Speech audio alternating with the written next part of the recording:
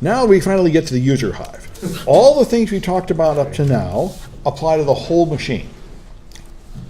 And therefore, you have no clue about who did what. You just know something happened, and maybe you're lucky enough to know what time and day it happened. Now the user hive, these things are in into-user.dat and user-class.dat that are in C user's username. And so you can go through these and you're going to find a set of hive files to analyze. Now, if you know an account has been compromised, that would be the first place to look, obviously, because you think it's been doing malicious things.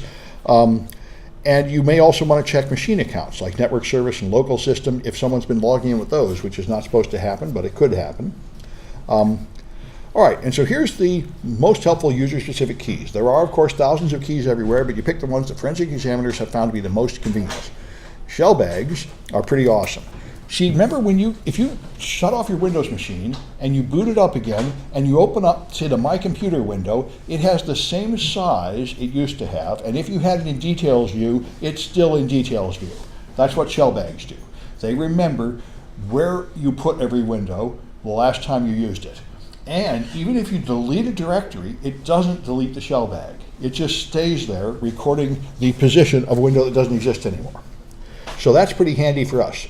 Those are things that are really handy for forensic investigators, where you delete the evidence and there's something left behind that there really was there. So those are the shellbags, and you can find the full directory paths, the date and time at which access to it occurred, and the modified access and created times of each path tracked in shellbags. So this is good. You know who did it too, because it's in the user profile. Now you know who opened that folder and when they'd opened it. You need there are tools out there to troubleshoot and get a tool that will put it here. I think this is Reg Ripper, but now you can see create date, create time, modify date, modify time, registry, key modification time, and folder name for all these things. And this whole thing is from user-class.dat inside the Chad profile. So all this refers to what Chad did. So this is good evidence. You know who was logged in doing it, and you know when things happened. And if they were opening any windows or clicking on anything, it would change these contents. Yeah? So the DAT file's a hive? The DAT file is on the disk. So you can get it. So when you do a registry acquisition, you get the 5 hive files, and then you get the DAT files from each profile. Yeah. Into user.dat and the other one, user-class.dat. All right, UserAssist is another one, and the point of this one is to populate menus. Make it more convenient. This populates your start menu with a custom list. Remember, when you click start, you'll see the most frequently used programs there, and if you don't use them for a while, they will vanish. So that's what this is, UserAssist, to customize those menus. And so it has to know, it's going to show you full path, the last time this program was used, and the total number of times it was used, because it uses that to calculate whether it should be on the most convenient menu or not. And that's all handy for us. Again, it's different than Prefetch. Prefetch has every application that was launched by any means at all, because it's concerned with what is using memory. Because the purpose of Prefetch is when you are not doing anything on your machine, it will grab things in the Prefetch folder and load them in RAM, because it thinks you're likely to run those programs pretty soon, because they've been running frequently in the past. That's what Prefetch is for. Its main concern is to not waste your time and to not waste RAM. So if people have 4 gigs of RAM and they're only using 1, the other 3 gigs will be full of Prefetch stuff in case you want to use it. But this one is for things that the user expects to launch with the mouse. So things that open up in the background and automatic processes and stuff are not important. The only thing that matters here is what they're doing from the start button and the run box and the start menu. So things you launch from the command prompt will not be in the user assist key, but they will be in the Prefetch menu.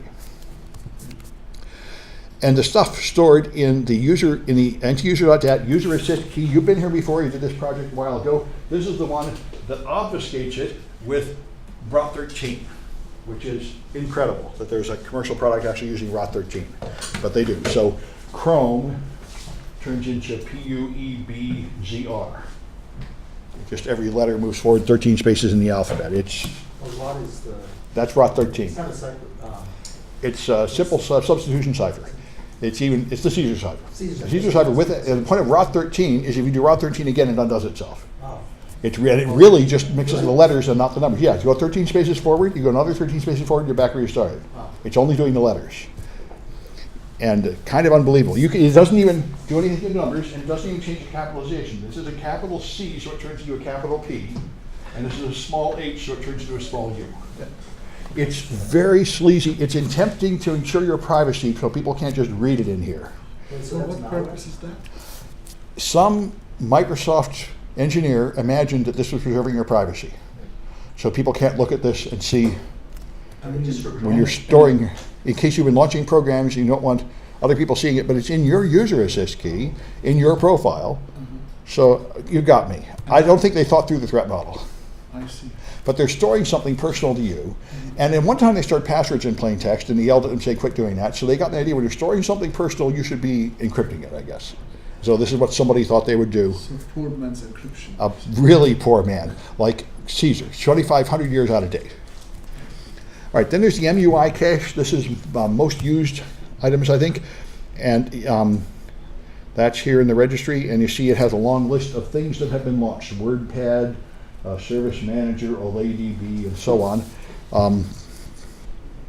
That's most used. Here's the most recently used. That's what populates these files. You know, if you open a program like HXID, you can do recent files and see what you launched, like the last 10 things. This is each app developer puts that in the registry, and they do it in their own, they make their own decision where to throw it in the registry and how to do it. It's not standardized in any way, but some of them are well known.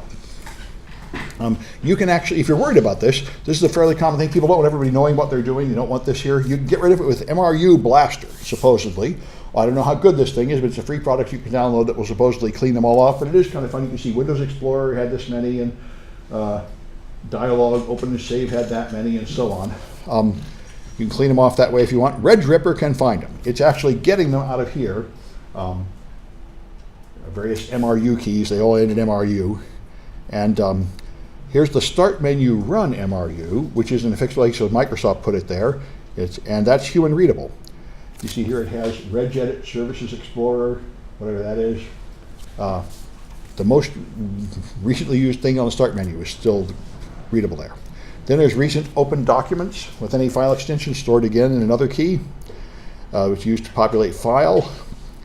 Then you got typed URLs and typed paths. And I don't really, now the point of this is when you open Internet Explorer, you will, and click that drop down arrow, you'll see your most recent paths here. So this is things that you type in there. It doesn't care about things you click on links. It's trying to make it easier for you to type up there. So it only wants the ones you type. Now this is important because this proves that you really wanted to go there. If it's like a pop-up ad that opens a link that goes to something you say, I didn't mean to go there, that might be true, but it wouldn't be in these registry keys unless you typed it in there. So this is important in like child porn investigations, and people are accused of inappropriate conduct at work. They say, you really typed in the URL of that website, so you can't tell me it was just some malware opening a page you didn't ask for. All right. Then there's Remote Desktop. If you use Microsoft Remote Desktop, which is a licensed product, a Citrix, limited version of Citrix, to control your machine, it's commonly used to control Windows servers because you get the ability to have 2 people at once use it for free. So anyway, it has its own most recently used list of what you've been connecting to as a client. So you can see who's been using remote desktop to control other machines, and your attacker might very well be doing that, and you might want to see that. So it'll tell you what they've been connecting to by that protocol. And this is called Terminal Server. Terminal Server is the Microsoft's name of this product. Came out in Windows 2000 Server. All right, and there's tools that will analyze the registry for you. Of course, the big suites like Ncase and FTK will do it automatically along with everything else. Reg-Ripper is a general tool that will take things out of the registry. There's a registry decoder, and auto runs in Redline. We'll also find specific items in there searching for types of information. Then there's a lot of single-purpose, these are the ones that will do pretty much everything. These are the single-purpose utilities that just go for the shim cache, the Shellbags, the UserAssist, and so on. There are a lot of little tools that do each individual job. And a few eye-clickers, and I think that's it for this stuff.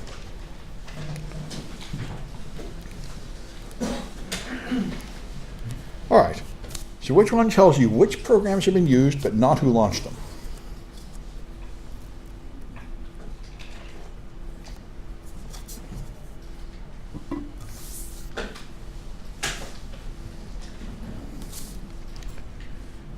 All right, I'm going to quit at 30.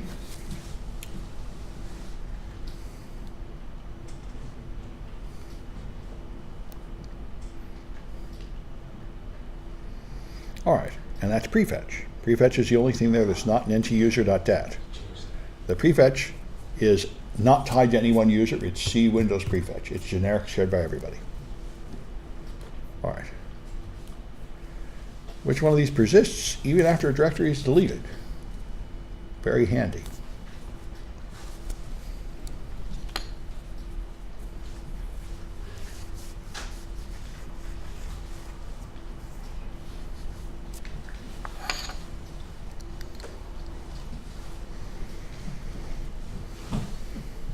All right. I'll quit at 30.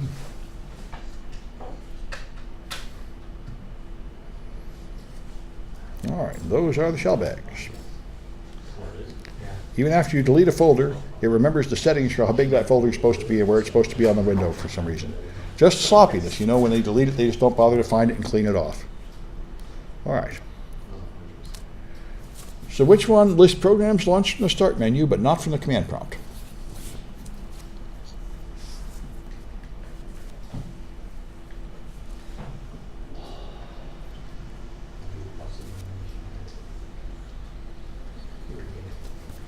Easy to get to by process of elimination. Yes. I'll quit by the 30, yeah.